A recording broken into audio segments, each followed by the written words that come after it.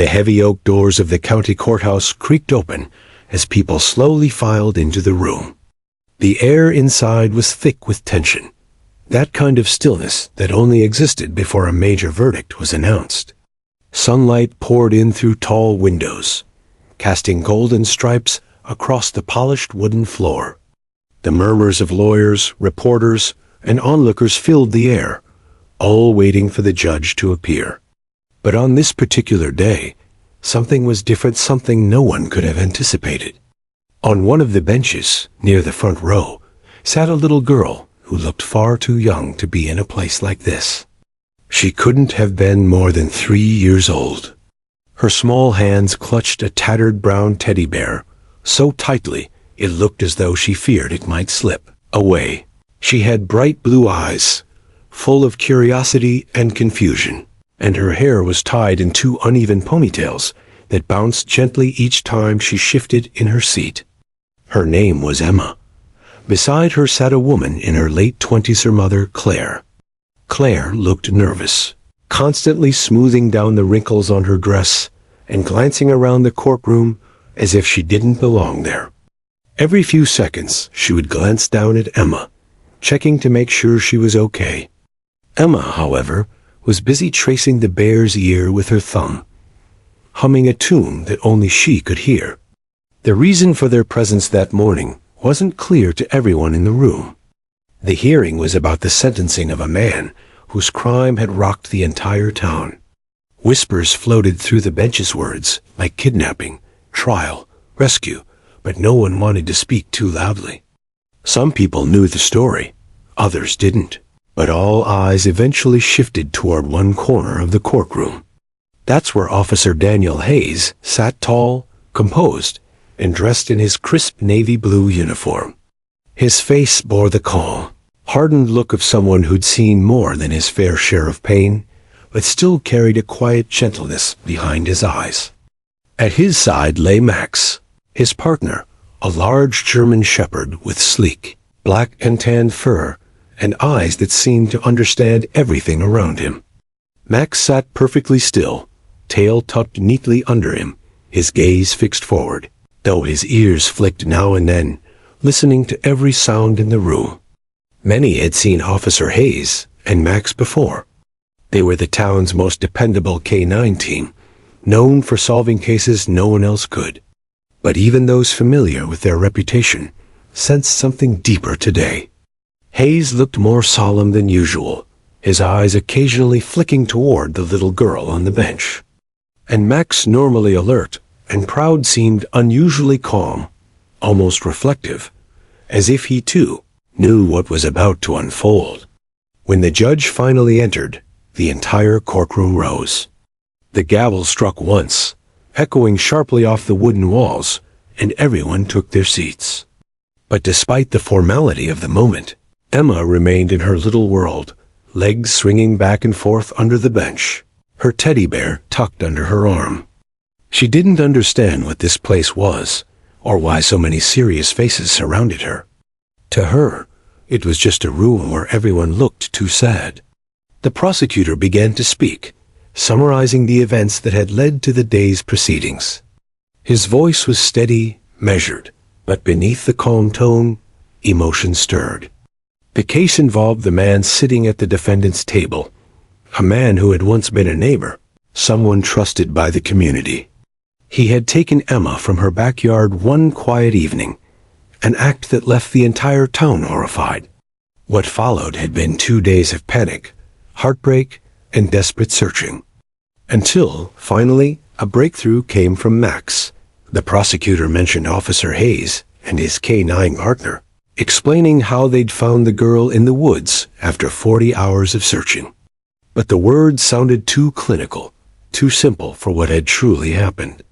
Those who had been there remembered the storm that night, the exhaustion, and the unspoken fear that the search might end in tragedy. Yet through it all, Max had pressed on, nose to the ground, tail flicking with purpose.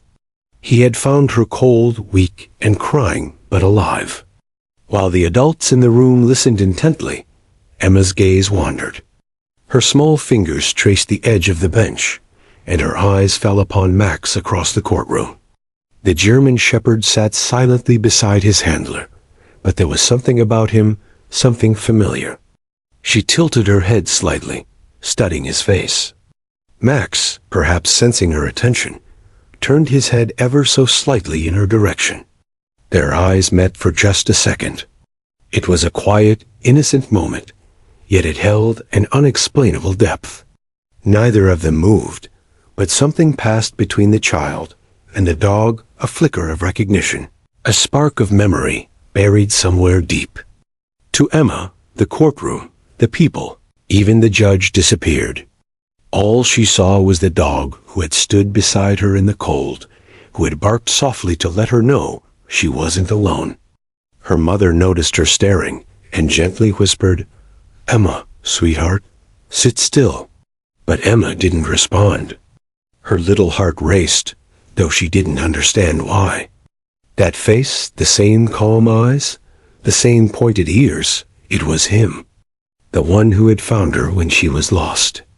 Her teddy bear slipped from her hands and fell to the floor with a soft thud. Several heads turned toward the sound, but Emma didn't even notice. Across the courtroom, Officer Hayes looked up as well. His eyes followed hers, and when he realized who the girl was, his chest tightened.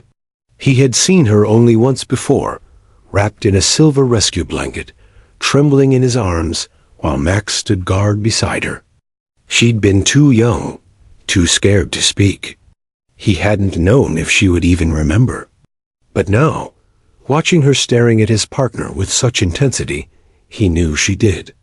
The judge continued to speak, his voice distant against the low hum of air conditioning and quiet sniffles. But everyone's attention was slowly drifting toward the little girl.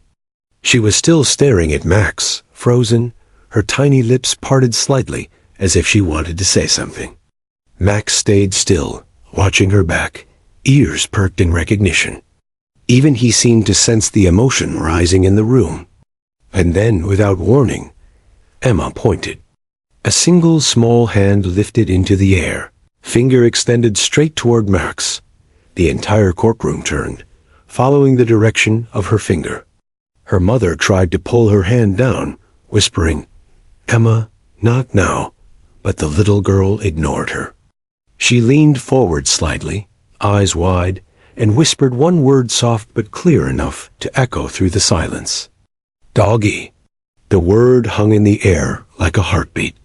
Officer Hayes froze. Max tilted his head slightly, his tail giving a gentle wag. For a long moment, no one moved. Even the judge, caught mid-sentence, looked up from his notes, unsure of what had just happened. The prosecutor lowered his papers. Every pair of eyes in the room shifted from the little girl to the police dog and back again. Emma smiled faintly, her hand still pointing. "Doggy," she said again, louder this time, her voice trembling with excitement. Her mother's eyes widened, tears already forming as the memory flooded back. Emma's first words after the rescue had been the same. "Doggy safe." The words she whispered while wrapped in Officer Hayes's jacket, clinging to Max's fur in the back of the rescue vehicle. The courtroom, once filled with tension, suddenly felt warm alive with something far more powerful than justice. Officer Hayes blinked hard, his throat tightening. He reached down and placed a gentle hand on Max's head. "Good boy," he murmured softly. In that instant, the entire room understood. This wasn't just a courtroom. It was a reunion. A moment that bridged trauma, bravery, and healing. And though the trial would go on, everyone present knew that what had just unfolded would be remembered far longer than any verdict. Long before that emotional day in court, the entire town had been living through a nightmare no one could ever forget. It began on a quiet evening in late September, the kind where the air smelled of pine and the last rays of sunlight dipped below the horizon. Families were settling down for dinner, kids were finishing their homework, and the little cul-de-sac on Willow Street was calm, peaceful, ordinary. At least it had been. until the silence was broken by a mother's scream. Claire Walker had turned her back for just a moment. Her 3-year-old daughter, Emma, had been playing with her dolls in the backyard. When Claire returned with a glass of juice, the toys were there, the small blanket was there, but Emma was gone. The gate was slightly open, swaying in the evening breeze. At first, Claire thought maybe Emma had wandered next door. She ran to the neighbors' houses, knocking frantically, calling out her daughter's name.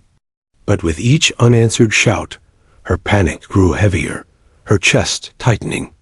Within half an hour, every porch light in the neighborhood was on. By midnight, dozens of volunteers were combing through the streets, searching ditches, woods, and nearby parks. The police were called, and soon Officer Daniel Hayes arrived with his K-9 partner, Max. The pair were known throughout the county, not just for their skills, but for their persistence. Max, a 4-year-old German Shepherd trained in search and rescue, had helped find missing hikers, elderly wanderers, even lost children before. But this case felt different from the start. The look in Claire's eyes told Daniel everything. Time was not their ally. By dawn, the search had expanded. Flyers with Emma's photo, a smiling toddler with bright eyes and 2 little ponytails, were pinned to streetlights and shop windows. Local news channels broadcast her story on every station. The headline read, "3-year-old missing, mother pleads for her return." The first day brought no results. No one had seen anything unusual. No suspicious vehicles. No noise, no clues. It was as if the little girl had vanished into thin air. But Officer Hayes knew better. He trusted Max more than any machine or lead. The dog was restless, pacing, ears twitching, nose to the ground. There was something in the air, a faint scent of something familiar to Max. Hayes didn't hesitate. He gave the signal, and Max leapt into action. They followed the scent out of the neighborhood and down an old dirt path that cut through the woods. The trees were tall and thick, their branches blocking most of the light. The ground was muddy from recent rain, and the air carried the cold bite of approaching autumn. Every now and then, Hayes would glance at his radio, listening to updates from other search teams. Nothing. No movement, no sound. But Max pressed on. His tail was stiff, his nose low to the earth. Hayes could tell by the change in his partner's breathing that they were on to something. He tightened his grip on the leash and whispered encouragement. Then, out of nowhere, Max stopped. His body went rigid. His ears perked. He sniffed again, deeper this time, and barked once, sharp and deliberate. Hayes froze. "What is it, boy?" he whispered. Max barked again, then took off running through the trees. Hayes sprinted after him, branches slapping against his arms. They ran for what felt like forever, until Max slowed down near a small clearing. There, beneath an old fallen tree, Hayes saw a flash of pink, a small jacket half buried under leaves. His heart stopped. He knelt down, brushing away the dirt. It was Emma's jacket. The fabric was damp, cold to the touch. His pulse quickened. He called it in immediately, and soon other officers arrived to comb the area.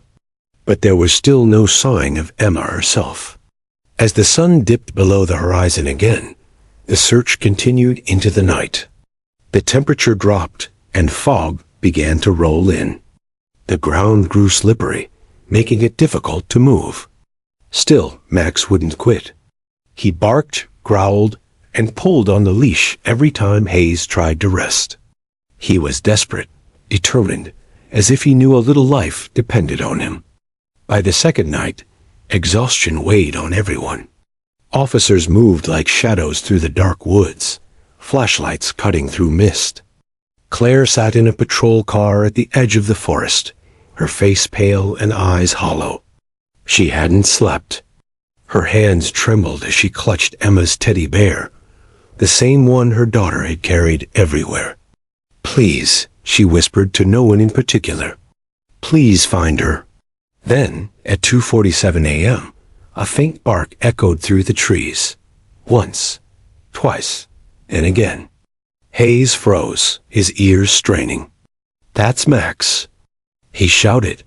He ran toward the sound, slipping on mud, branches whipping his face. The barking grew louder, urgent. When he finally reached the clearing, the beam of his flashlight caught something small. A shape huddled near a tree stump. "Emma," he breathed. There she was. Her tiny figure was wrapped in a torn blanket, her cheeks streaked with dirt and tears. Her lips quivered, but her eyes fluttered open at the sound of Max's whine. The dog approached slowly, sniffing, tail wagging gently. When his nose touched her cheek, Emma let out a weak giggle. Barely a sound, but enough to make Hayes' throat tighten. "It's okay, sweetheart," he whispered, crouching beside her. "You're safe now. We've got you." Max circled them protectively, arcing toward the trees as if daring the darkness to come closer. Hayes lifted Emma carefully into his arms. She was cold, frighteningly cold, but alive. He wrapped his jacket around her and started back through the woods. The radio on his shoulder crackled with excitement as the message spread. "Child found." Repeat, "Child found alive." When they reached the clearing where the ambulances waited, Claire ran toward them, screaming her daughter's name. Hayes barely had time to hand Emma over before Claire fell to her knees, sobbing uncontrollably, clutching her daughter to her chest.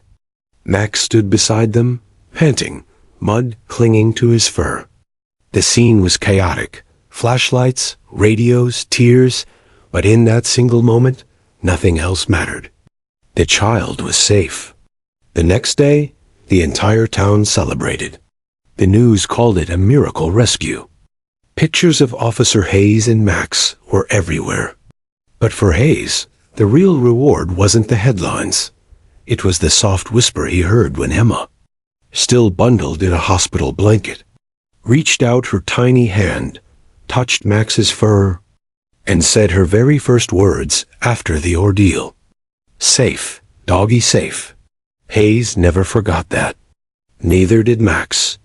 Weeks later, when the suspect was caught and the trial began, Hayes assumed he'd never see Emma again. But fate had other plans. On that morning in court, when the same little girl turned toward Max and pointed, everything came rushing back. The search, the hope, the fear, and that tiny voice in the woods. What had started as a nightmare had turned into a story of courage, loyalty, and a bond that went beyond words. And though the courtroom was filled with officials and cameras, no one could have guessed that the most powerful testimony that day would come not from an officer, or a lawyer, or a judge, but from a 3-year-old child who still remembered the dog that had saved her life. The hum of whispers in the courtroom had died down, leaving behind an uneasy silence. Everyone's attention was fixed on the little girl in the front row, Emma, who was still pointing at the police dog across the room. To many, it was just a sweet, innocent gesture from a child too young to understand the seriousness of what was happening. But for Officer Daniel Hayes, the moment froze him in place. That simple act, a small hand pointing toward his partner, carried the weight of everything they had endured together. Max sat beside him, calm and steady as always. His ears twitched, his eyes locked on the child. Hayes had worked with Max long enough to understand his moods, when he was alert, when he was cautious, when he was proud. But this was different. Max's gaze was soft, almost human, filled with a kind of recognition Hayes couldn't explain. It was as if he, too, remembered the frightened child he had found in the woods, the one who had clung to his fur and whispered, "Safe, doggy." The judge cleared his throat, his deep voice echoing off the wooden walls. "Order in the court," he said gently, though even he seemed to hesitate. The gavel remained still. Something about the child's gesture had reached everyone, even him. A few reporters lowered their pens, unsure whether to continue taking notes or simply watch what was unfolding. Emma's mother, Claire, looked down at her daughter, whispering softly, "Sweetheart, it's okay. Sit down, baby." But Emma didn't move. Her eyes were still on Max, wide and glistening, as if the rest of the room had vanished. The teddy bear lay forgotten on the bench beside her. Slowly, she tilted her head, a flicker of memory lighting her face. Then she did something that made the crowd gasp. She smiled. It was small, innocent, and pure. The kind of smile that carried gratitude without words. Officer Hayes swallowed hard, his throat tightening as that same smile flashed through his mind. The moment in the forest when he'd carried her out of the cold. When she'd looked up at him with those same tear-streaked cheeks and smiled just like this. He hadn't expected to see her again. When the rescue ended and the suspect was caught, his job was done. Officers didn't often witness what happened after the healing, the rebuilding, the quiet moments that followed chaos. But now, seeing her in this courtroom, Hayes realized that what he and Max had done had become something much bigger than a successful case file. They hadn't just found a missing child, they'd restored hope. The prosecutor, sensing the emotion in the room, paused his testimony. "Your Honor," he said softly, "perhaps a short recess would be appropriate?" The judge nodded, removing his glasses and setting them on the bench. "5 minutes," he said. But no one moved. All eyes remained on the little girl and the police dog. Max's tail gave a slow wag. He didn't bark or move, but the gentle sway of his tail was enough to make Emma giggle. That sound, soft and sweet, broke the silence like sunlight through clouds. Claire let out a shaky breath, brushing her daughter's hair away from her face. "Do you remember him?" she whispered. Emma turned, her voice small but sure. "Doggy," she said again. "Doggy safe." It was the same phrase she had spoken weeks ago in the hospital, the same words that had made reporters cry and doctors pause mid-step. And now, here she was, saying them again, this time in front of the very people who had helped bring justice to her family. A quiet murmur rippled through the courtroom. One of the jurors wiped away a tear. The bailiff looked down at the floor, trying to hide his emotion. The judge sat back in his chair, visibly moved. Even the defendant's lawyer, who had spent the morning arguing for leniency, looked away, unable to meet anyone's eyes. Officer Hayes took a deep breath. He hadn't planned to speak again that day, but something inside him shifted. He placed a steady hand on Max's back and slowly rose to his feet.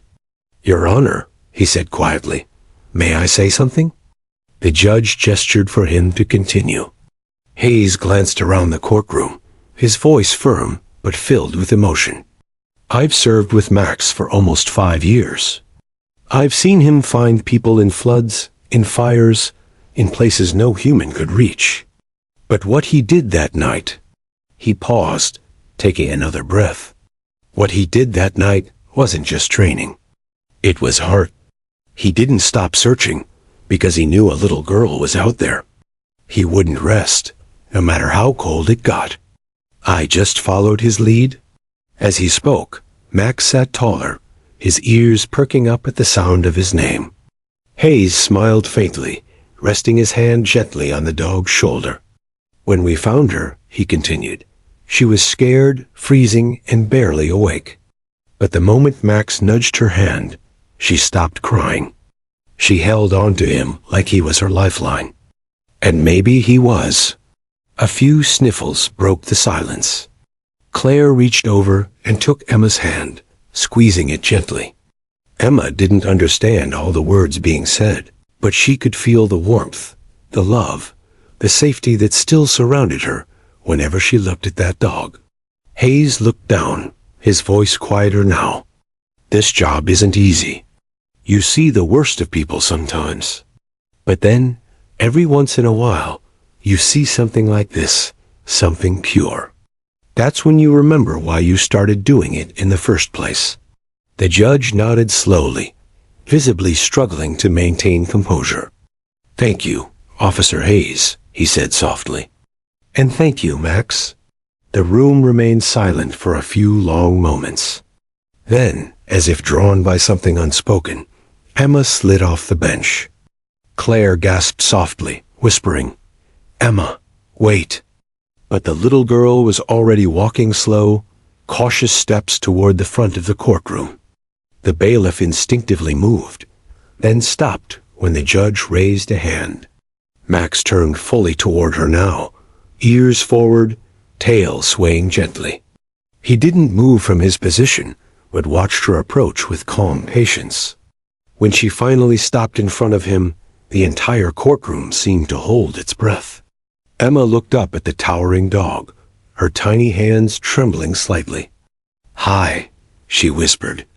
Max responded with a soft huff, his warm breath brushing against her fingers.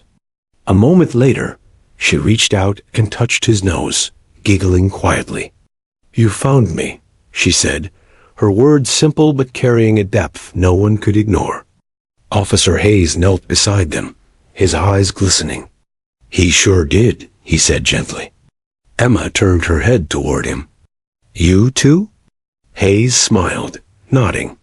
"Me too."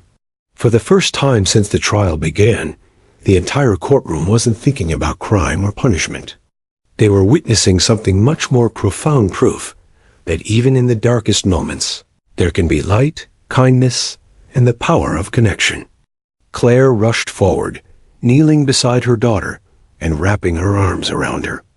"Thank you," she whispered to Hayes, her voice cracking. "For everything. For not giving up." Hayes nodded, his voice barely above a whisper. "No mother should ever have to go through that," he said. "I'm just glad we found her in time." Max barked softly, breaking the silence again. It wasn't a loud, commanding bark like during police work. It was gentle, friendly, as if he too understood the moment's weight. Emma giggled again, hugging his neck as best as her tiny arms could. Cameras clicked, but no one cared about the photos or headlines anymore. All that mattered was the sight of a brave little girl embracing her rescuer, both of them reminders of hope and love's quiet strength. When the judge finally cleared his throat and called the court back to order, everyone returned to their seats, but the energy had changed completely. The tension was gone. The air felt lighter, warmer. Even the wooden benches, cold and stiff before, seemed softer now, touched by something almost sacred.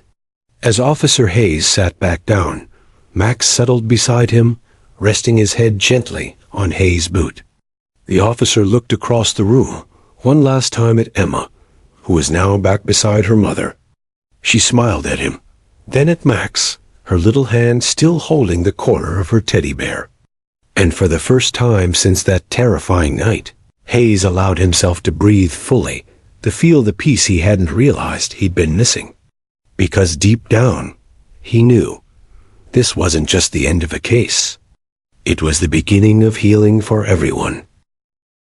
The morning of the trial dawned gray and cold, the kind of morning where the air felt heavy with tension. The courthouse, a stately brick building that had seen decades of trials and testimonies, stood solemnly against the overcast sky. Reporters were already gathered at the steps, microphones in hand, waiting to catch a glimpse of the people involved in the case that had captured the nation's heart, the abduction of 3-year-old Emma Walker. Inside the courthouse, everything was quiet, too quiet. The polished floors reflected the light of the chandeliers above, and every footstep echoed like thunder in the stillness. Officer Daniel Hayes stood near the witness stand, straightening his uniform. Beside him, his loyal partner Max sat obediently, his golden brown fur neatly brushed, his leash wrapped securely around Hayes's wrist. The two had been through dozens of calls and searches together, but this day was different. Today wasn't about an assignment. It wasn't about training or duty. It was about justice and closure. Claire Walker sat a few rows behind them, her hands clasped tightly in her lap. Her face was pale, but her eyes never left her daughter. Emma sat quietly beside her, dressed in a tiny yellow dress with white shoes. She held a small stuffed dog that looked remarkably like Max, a gift from Officer Hayes after her rescue. The little girl's golden hair was pulled into two neat ponytails, and though she was just 3 years old, there was something in her eyes, a calmness, an innocence that had survived something terrible. The defendant sat at the front, a man in his late 30s named Mark Henson, the same man who had been arrested weeks after Emma's rescue.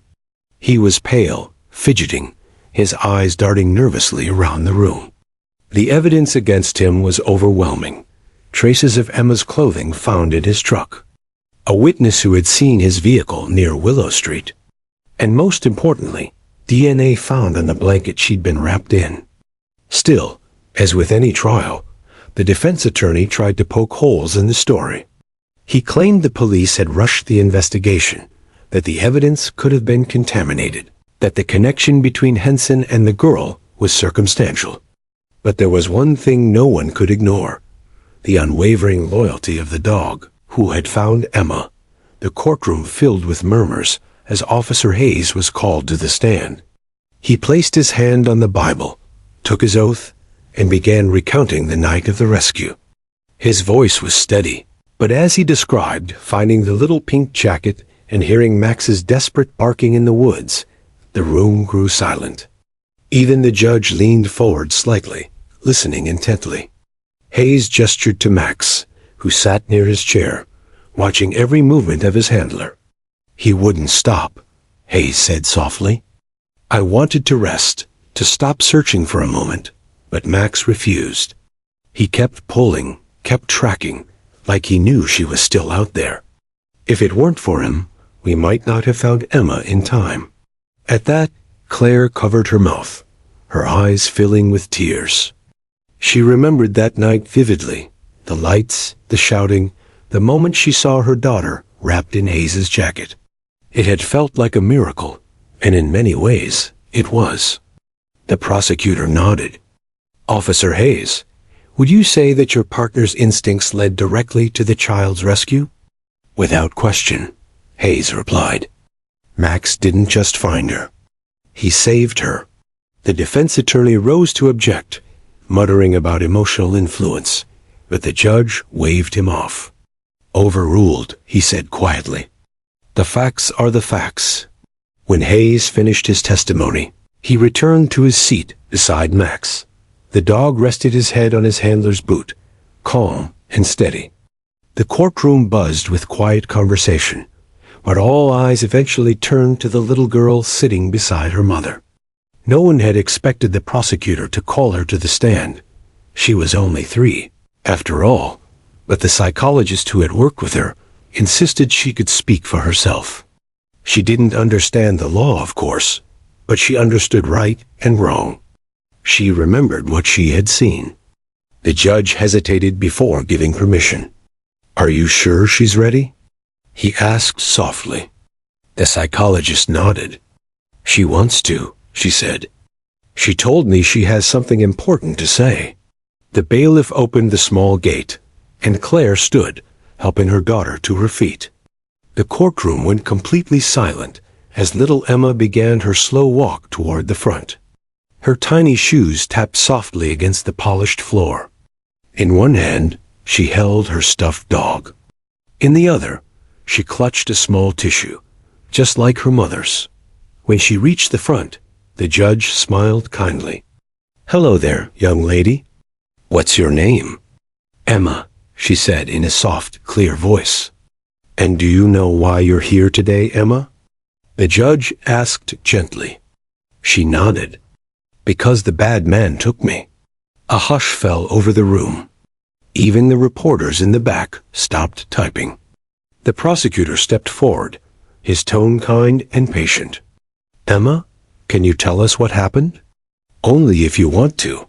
Emma fidgeted for a moment, looking down at her stuffed animal. Then she pointed across the courtroom. Her small finger trembled as she pointed at the defendant. "He said he was going to help me find my mommy. But he lied." Gasps filled the courtroom. The defendant's face went pale, his lawyer whispering frantically beside him. The prosecutor nodded gently. "You're very brave, Emma. And what happened next?" Emma looked at Max. Her eyes lit up just a little. "Augie found me," she said with a smile. "He was brave too." The judge smiled faintly. "You mean that dog over there?" Emma nodded eagerly, her tiny hand pointing right at Max.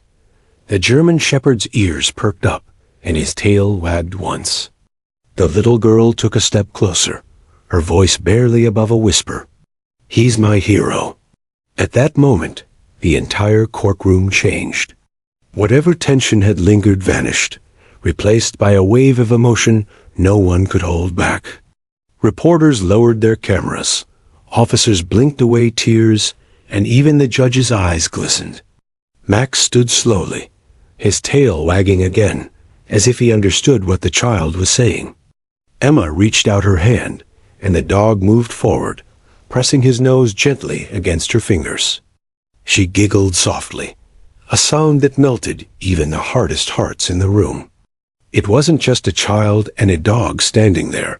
It was a living symbol of hope, courage, and the silent understanding that sometimes the purest truths come from the smallest voices. The judge cleared his throat, visibly moved. "That's enough, sweetheart," he said kindly. "You did wonderful." Emma turned to her mother and ran back into her arms. The prosecutor gave a small nod to Officer Hayes. No more words were needed. The case was won, not because of technicalities or legal strategies, but because truth had spoken through innocence. As the gavel struck, signaling the end of the day's session, no one moved for several seconds. Then, slowly, people began to applaud. It wasn't a courtroom custom, but it felt right. They weren't applauding the law or the victory. They were applauding the courage of a little girl and the loyalty of a dog who refused to give up. Outside, the cold morning had turned into a soft drizzle. Officer Hayes knelt beside Max, running a hand through his fur. "You did it again, buddy," he murmured. Max responded with a soft bark, his eyes bright and alert. As Claire approached with Emma in her arms, the little girl leaned forward. "Can I pet him again?" she asked shyly. Hayes smiled. "I think he's been waiting for that." Emma reached out and hugged Max tightly around the neck. The dog stood perfectly still, his tail wagging, as the child whispered something only he could hear. Whatever it was, it made the officer's eyes sting again. That day, under the gray skies and courthouse steps, everyone saw something far greater than a verdict. They saw the power of kindness, the strength of loyalty, and the incredible bond between a child and her rescuer. The courtroom was still filled with a stunned silence, long after the judge struck the gavel. It wasn't just another case closed. It was something much deeper, something that touched everyone who had been present that day. For a long moment, no one moved. The image of little Emma, pointing at the defendant, and then at Max replayed in everyone's minds like a scene that would never fade. The truth had come not from evidence or witnesses, but from the simplest, purest voice imaginable, that of a child who remembered kindness, even in the darkest moment of her life. Judge Patterson, a man known for his firm demeanor, took off his glasses and wiped his eyes. "This court finds the defendant, Mark Henson, guilty on all charges," he announced, his voice trembling slightly. "He is hereby sentenced to life imprisonment without parole." The sound of his gavel echoed through the room again, final and absolute. Gasps rippled across the gallery. The prosecutor exhaled, relief washing over his face. The defense attorney closed his file silently, avoiding everyone's eyes. For Claire, sitting in the second row with Emma on her lap, it felt like a 1,000-pound weight had lifted from her chest. It was over. She looked down at her daughter, who seemed blissfully unaware of the magnitude of what had just happened. Emma was too busy playing with her stuffed dog, occasionally glancing over at Max, who sat proudly near the witness stand, tail wagging softly. Officer Daniel Hayes felt a lump form in his throat. He looked at his partner, his best friend, and couldn't help but smile. Max had done it again. Not just as a K-9, but as something far more than that, a symbol of hope, of courage, and of what it truly meant to serve and protect. When court adjourned, people began to gather around Hayes and Max. Reporters shouted questions. Camera flashes filled the air, but Hayes ignored them all. He was focused on only one thing, the small girl approaching him again with hesitant steps. Emma clutched her stuffed animal tightly in one hand. "Doggy," she whispered softly. "Can I say bye-bye?" Hayes knelt down, smiling. "You can say whatever you want, sweetheart. He remembers you." Emma giggled and bent down to hug Max once more. Her tiny arms wrapped around his neck, and the dog leaned into the embrace, closing his eyes. The room fell quiet as everyone watched. It wasn't the kind of moment anyone wanted to interrupt. Claire wiped away a tear and whispered to Hayes, "I'll never be able to thank you enough." "You already have," he said quietly. "She's safe. That's all that matters." But Claire shook her head. "No, Officer Hayes. You and Max didn't just save her life. You saved mine too." Hayes didn't know what to say. He only nodded, patting Max's back gently. The little girl's laughter broke the tension, bright and innocent. In that moment, it felt like the entire courtroom, filled with lawyers, judges, and hardened officers, could finally breathe again. Outside the courthouse, the cold drizzle had turned into gentle sunlight. It peeked through the gray clouds, casting a soft glow across the stone steps. People spilled out of the doors, some smiling, some crying, and at the center of it all were Hayes, Max, Claire, and Emma. A crowd had gathered, clapping and cheering quietly as the group emerged. A town had been following this case since the day Emma went missing. Her survival and bravery had united people who had never even met her. For once, the news wasn't filled with tragedy. It was filled with hope. A local reporter approached them carefully. "Officer Hayes, would you mind saying a few words about today's verdict?" Hayes looked at the camera for a moment, then glanced down at Max, who sat perfectly still beside him. "All I'll say is this. Justice was done, but it wasn't just the system that worked today. It was a little girl's courage and a dog's heart that reminded us what's worth fighting for." The reporter nodded, eyes shining. It was the quote that would lead every headline that night. As the crowd slowly dispersed, Claire invited Hayes and Max to join them for lunch before heading home. "You've been part of our lives ever since that night," she said. "It doesn't feel right not to share a meal after all this." Hayes hesitated at first. Police officers rarely mixed personal life with cases, but one look at Max, wagging his tail eagerly, made the decision for him. "All right," he said with a small smile. "I think Max deserves a good meal too." Later that afternoon, they gathered at a small diner near the edge of town, the kind of place that smelled of coffee and baked pies. The waitress recognized Hayes immediately. "You're the officer with the dog from the news, aren't you?" she asked with a grin. Hayes chuckled. "That's us." "Well, your coffee's on the house today," she said warmly. "And a steak for your hero here." Max wagged his tail, earning a round of laughter from the table. As they ate, a conversation drifted between light-hearted moments and quiet reflection. Claire talked about how Emma had started sleeping better, how she'd begun smiling again. "For a long time, she was afraid of the dark," she said softly. "But now, whenever she feels scared, she says she's got a doggy angel watching her." Hayes's throat tightened. "She's stronger than most grown-ups I know," he said sincerely. Claire smiled faintly. Maybe because she's got a hero to look up to. Outside, the town's main street was lined with posters of Max and Hayes, local heroes, the team that saved Emma. The mayor had announced a small ceremony to honor them both the following week. Hayes didn't think much of it, but for the community, it meant everything. It wasn't just about celebration, it was about healing. After lunch, as they stepped out into the sunshine, Emma tugged on Hayes's pant leg. "Can Max come to my birthday?" she asked innocently. Hayes laughed softly. "When's your birthday, sweetheart?" "Next week," she said proudly, holding up 4 fingers, though she was only turning 4. Hayes exchanged a look with Claire, who smiled warmly. "I think we can make that happen," he said.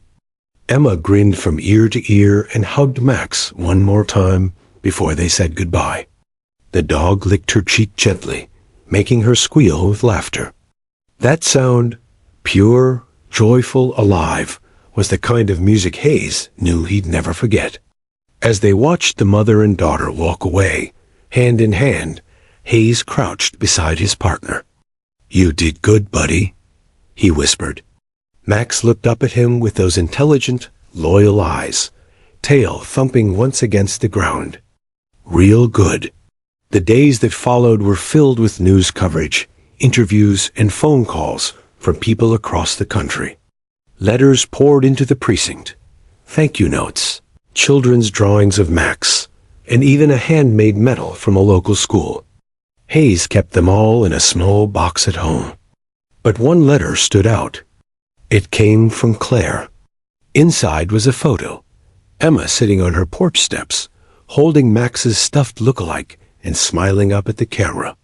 On the back were just 3 words, written in a mother's delicate handwriting. "Because of you." Hayes stared at it for a long time before slipping it into his uniform pocket. He didn't need medals or awards. That picture was more than enough. That night, as the sun dipped below the horizon, Hayes sat on his porch with Max beside him. The world felt still, peaceful. He looked at his partner, the same dog who had raced through the woods that cold night, who had never given up. "You know," he said softly, "sometimes heroes don't wear badges or capes. Sometimes they just have fur and a big heart." Max rested his head on Hayes's knee, closing his eyes as the sound of crickets filled the air. And for the first time in a long time, Hayes allowed himself to relax. Because even in a world that could be cruel and dark, moments like these, pure, real, and filled with quiet love, reminded him why he did what he did. And somewhere across town, a little girl was drifting off to sleep, clutching her stuffed dog and whispering, "Good night, Max." A week after the trial, the small town of Brooksville was alive with excitement. For the first time in months, the atmosphere wasn't heavy with worry or fear. It was filled with pride, gratitude, and joy. The town square, normally quiet, except for the sound of the fountain and passing cars, had been transformed into a place of celebration. Balloons lined the lampposts, children ran with small flags, and a large banner stretched across the courthouse steps. It read in bold letters, "Honoring our heroes Officer Daniel Hayes and Canine Max."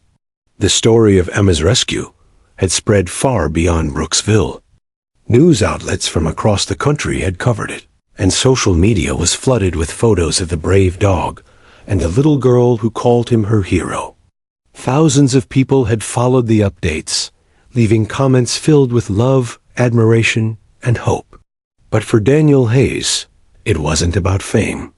As he stood behind the stage with Max, sitting patiently at his side, the officer adjusted his uniform, running a hand through his hair and taking a slow breath.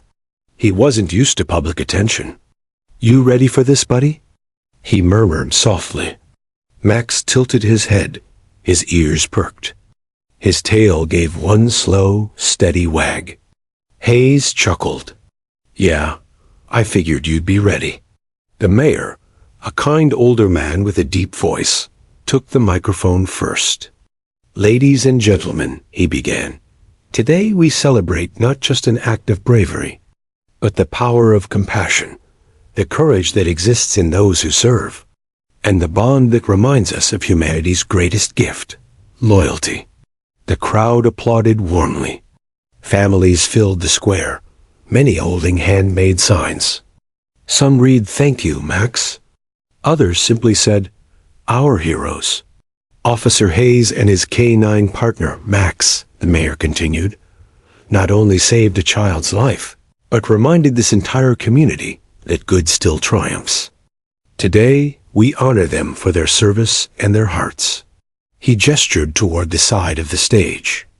"Please welcome Officer Daniel Hayes and K-9 Max." The applause was thunderous. Hayes stepped onto the stage, trying to maintain his composure as dozens of camera flashes went off.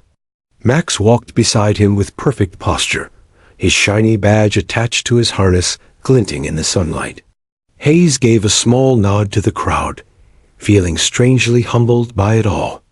He wasn't someone who liked the spotlight, but this wasn't about him. It was about what Max represented. As the applause died down, the mayor handed Hayes a plaque. "For extraordinary service, unwavering dedication, and courage beyond duty," he read aloud.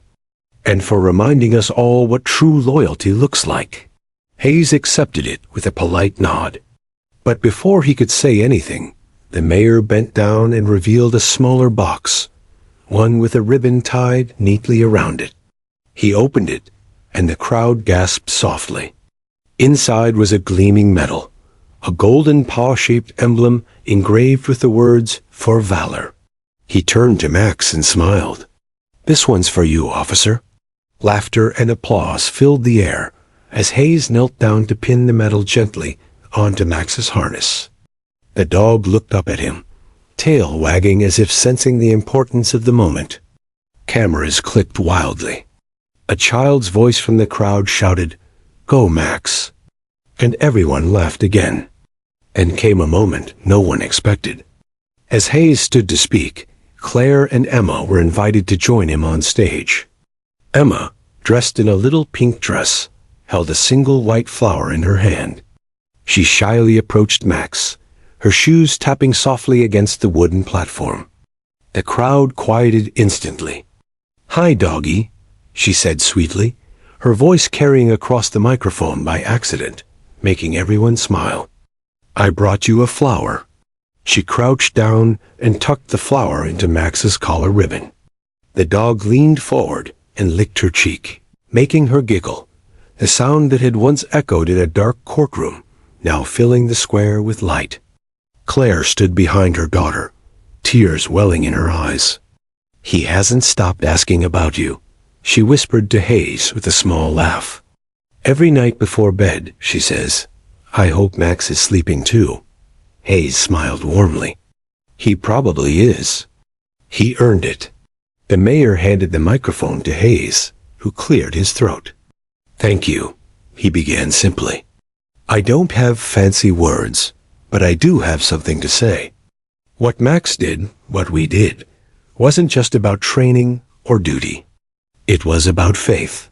Faith that even in the darkest woods, there's still light. Faith that when the world feels lost, there's always hope. And sometimes that hope comes on 4 legs."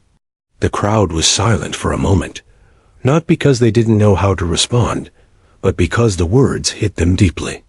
Then applause erupted again, louder than before. As the event came to an end, people lined up to take photos with Max.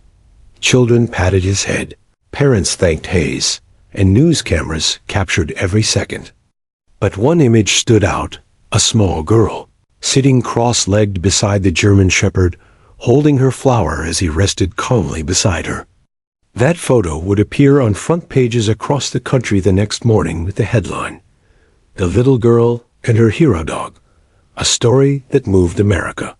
Later that evening, after the crowd had gone and the square had emptied, Hayes sat on the courthouse steps with Max beside him.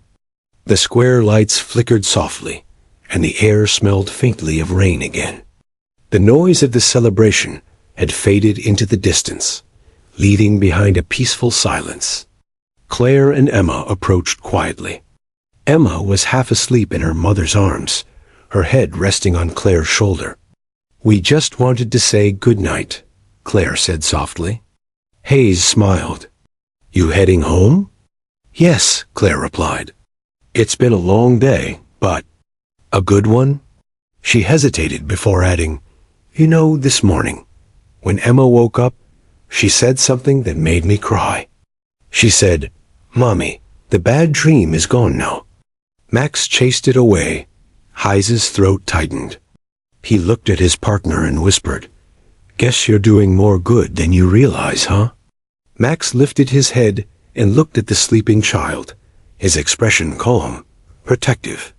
Claire placed a hand on Hayes' arm. "I don't think I'll ever be able to repay you," she said softly. "But I hope you know you'll always have a place in our family." Hayes smiled faintly. "That means more than any medal." They stood in silence for a moment before Claire turned to leave. Emma stirred and looked up, her eyes sleepy but warm. "Night-night, doggy," she murmured. Max wagged his tail once, as if saying goodnight too. As mother and daughter walked away, Hayes sat back and looked at the stars beginning to appear in the sky. He ran a hand over Max's head. "You know, buddy," he said softly, "sometimes life surprises you. You go into the woods looking for a missing girl, and you come out finding something much bigger, faith in people again." Max rested his head on Hayes' knee, eyes closing peacefully. The lights of the town glowed softly around them, and for the first time since that terrible night, everything felt right again. The town had healed. The little girl had found safety. And the hero dog, the one who never gave up, finally rested, his heart as full as the people he'd saved. The courtroom had slowly settled into a hushed calm after the emotional whirlwind that had swept through it. Every heart still beat with the echoes of Emma's tender words, "You found me." The air seemed softer, the light filtering through the tall courtroom windows, carrying an almost golden hue, as if even the morning sun was acknowledging the purity of what had just unfolded. Judge Reynolds, known across the state for his iron professionalism and strict adherence to the law, sat in contemplative silence. His eyes were lowered toward the bench, but his mind wasn't on legal codes or sentencing guidelines anymore. He was thinking about that little girl, about how she had turned a grim courtroom into a sanctuary of hope with just a few innocent words. He cleared his throat gently, adjusting his glasses. "Let us proceed," he finally said, though his voice wavered slightly. The spectators, still emotional, straightened in their seats. The defense attorney, who had been pale and quiet since Emma's moment with Max, nodded solemnly, as if acknowledging the futility of any argument. The accused sat frozen, his eyes downcast, perhaps realizing the full weight of his actions. Officer Daniels stood beside Max, one hand resting on the dog's head. The German shepherd sat perfectly still, but his eyes were locked on Emma, as though ensuring she was truly safe this time. Daniels's heart swelled with a complex mixture of pride and relief. He'd worked hundreds of cases in his career, but nothing had ever hit him like this one. This wasn't just about justice. This was about redemption, faith, and the incredible instincts of a dog who refused to give up. When Judge Reynolds began to speak again, the courtroom leaned in.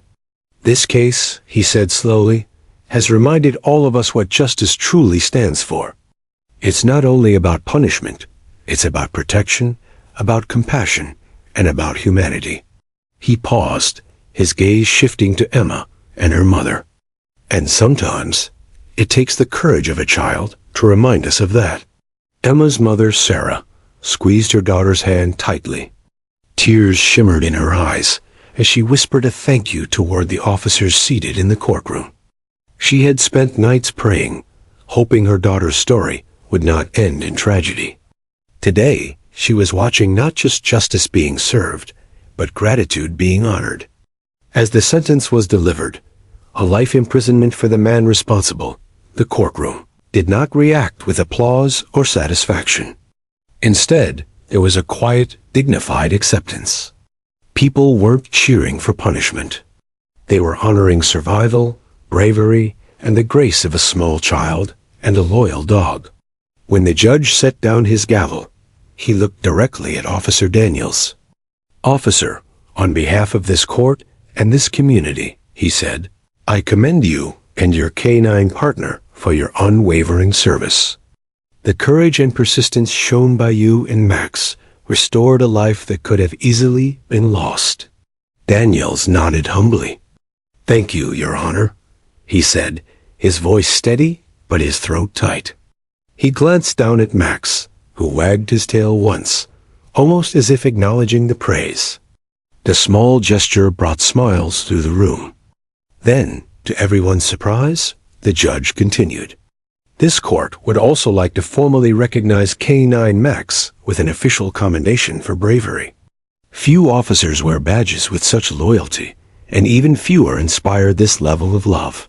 There was a murmur of warmth in the crowd as one of the court clerks stepped forward, holding a small medal on a blue ribbon.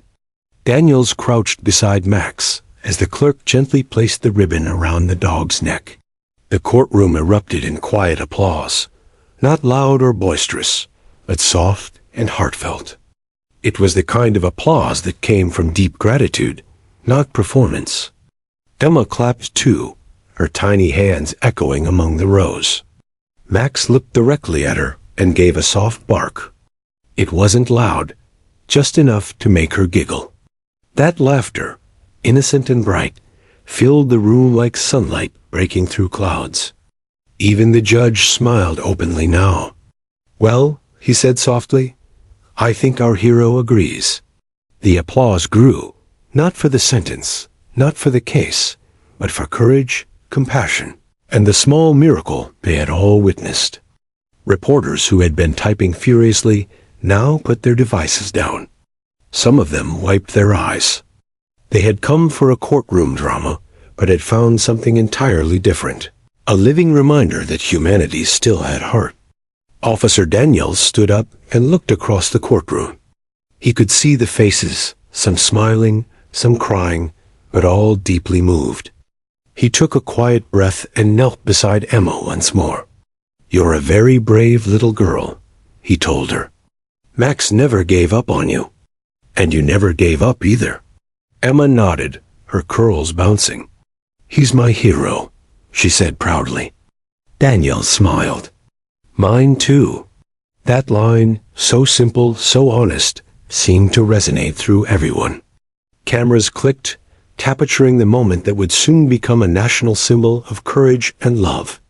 Later that day, headlines would carry phrases like, "Courtroom turns into a scene of hope," and "Child's words move a nation." But in that moment, none of that mattered. All that existed was the unspoken bond between a little girl and the dog who had saved her life.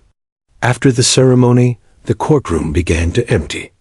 The murmur of footsteps and soft conversation replaced the earlier tension. Reporters approached Officer Daniels for comments, but he politely declined. "It wasn't me," he said with a modest smile. "It was him." He gestured toward Max, who was now lying calmly by his feet, tail gently tapping the floor. Sarah approached, carrying Emma in her arms. "Officer Daniels," she said softly, her voice trembling with emotion. "There's no way I can ever thank you enough." He shook his head. "You already did," he said. Just seeing her smile, "That's more than enough thanks." She smiled, tears spilling freely now. "She still talks about that night," Sarah whispered, "but not with fear anymore. She says the doggy kept her warm." Daniels blinked hard, feeling the lump in his throat grow. He crouched down so Emma could see Max up close again. "Do you remember when he found you?" he asked gently. Emma nodded eagerly. "He barked, and I wasn't scared anymore," she said. I knew I was safe. Max leaned forward, pressing his nose gently against her small hand. She giggled and wrapped her tiny fingers around his fur. The photographers nearby didn't dare intrude. They simply watched in silence, understanding that this was not a photo opportunity, but a sacred moment. Outside, as the courthouse doors opened, sunlight spilled onto the marble floors. The town's sheriff and several officers waited to greet Daniels and Max. Applause rose again, this time from the public who had gathered outside. People held signs that read, "Thank you, Max," and "Our heroes." Daniels led Max forward, humbled by the attention. Emma and her mother stood near the steps, watching. When Max looked back at her, Emma waved both hands in the air, shouting, "Bye, hero doggy." The crowd collectively sighed, some cheering, others simply wiping tears. As Daniels and Max walked toward their police vehicle, the officer looked down at his loyal partner and whispered, "We did it, buddy." Max wagged his tail, his eyes bright and alert. Daniels smiled softly. "Let's go home."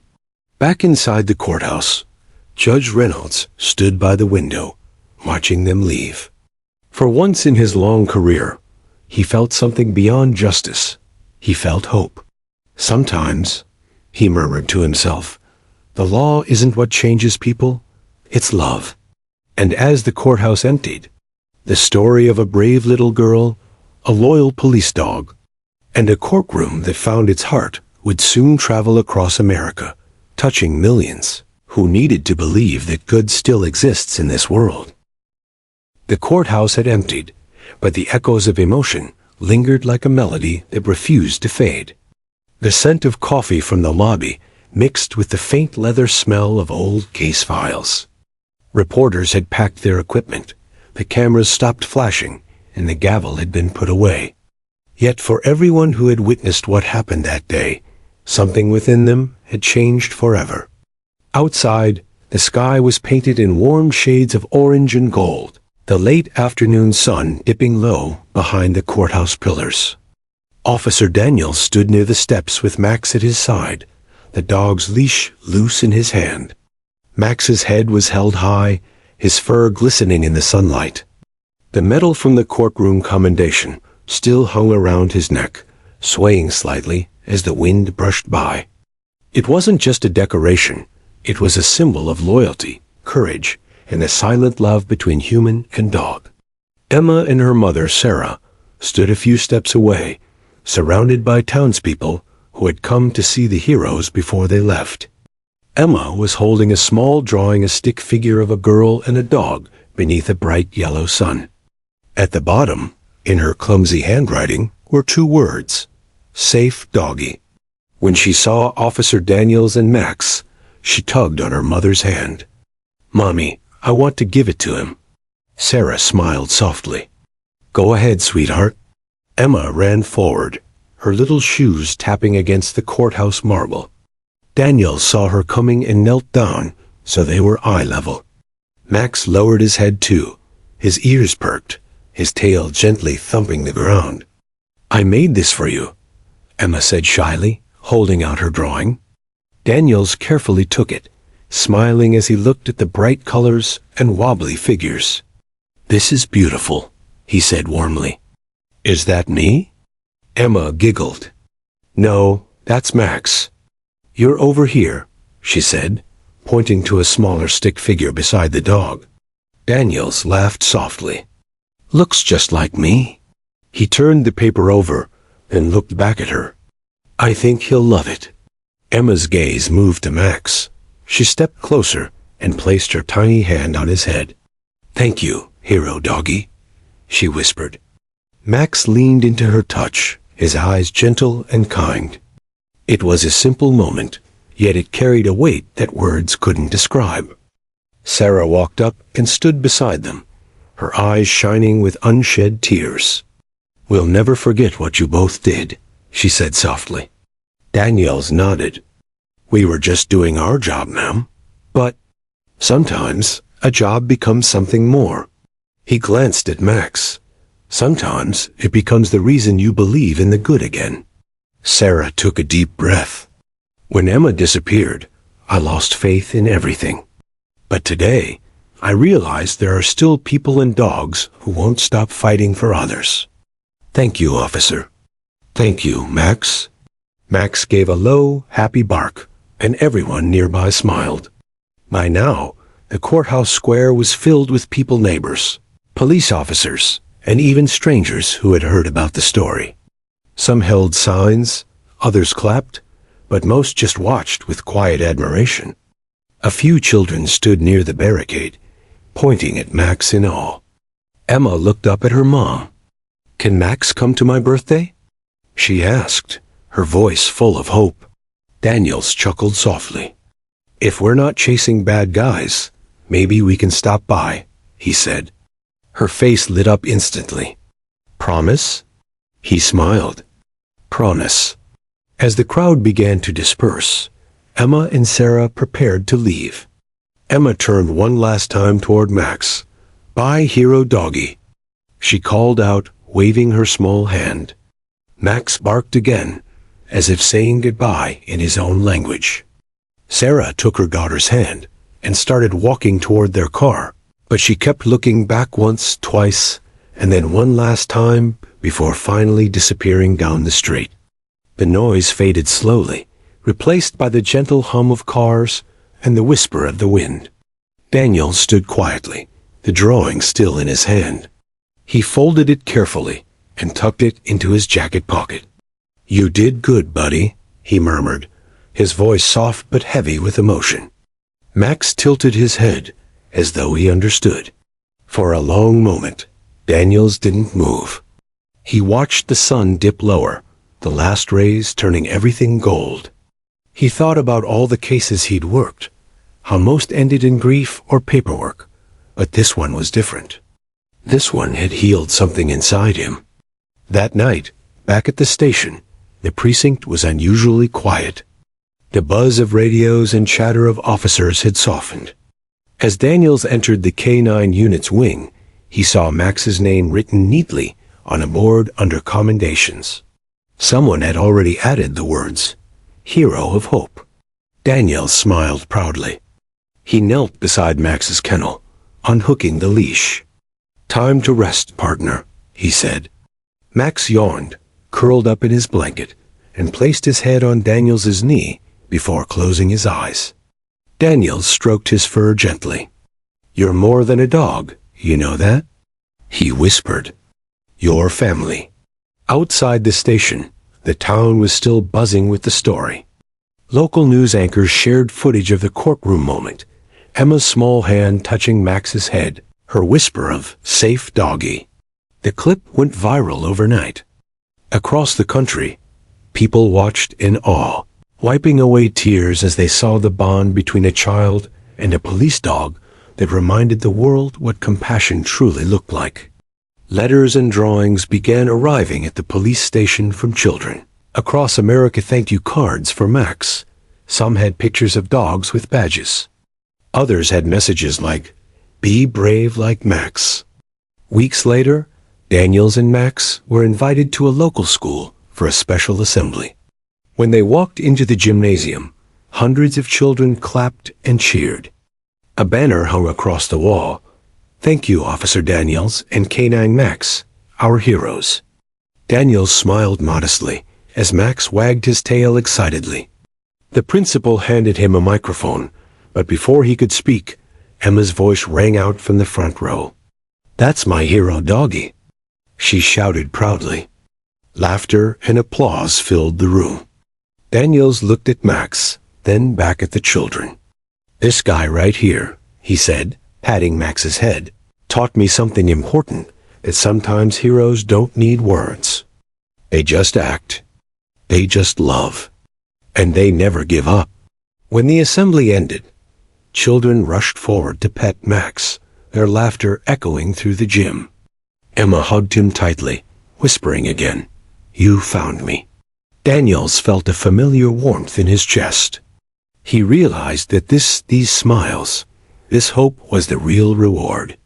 As time went on, the story of Emma and Max became part of the town's history. A small statue was even placed outside the courthouse, a bronze sculpture of a girl kneeling beside a dog, titled Safe Doggy.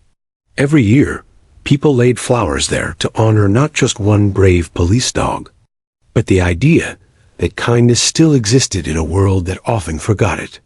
Years later, when Emma was older, she would visit the station sometimes with her mom. Max had grown slower by then, his muzzle graying, but whenever he saw her, his tail wagged with the same joy as that first day in the courtroom. One afternoon, as she sat beside him, she whispered, "You're still my hero, doggy." And even as time moved on, the bond between them never faded. It became a story parents told their children, a lesson about courage, hope, and the unspoken love between a little girl and a dog who refused to give up. For Officer Daniels, it became the moment that defined his career, not the arrests, not the medals, but that one courtroom afternoon when a 3-year-old girl reminded the world that even in the darkest moments, love can still light the way.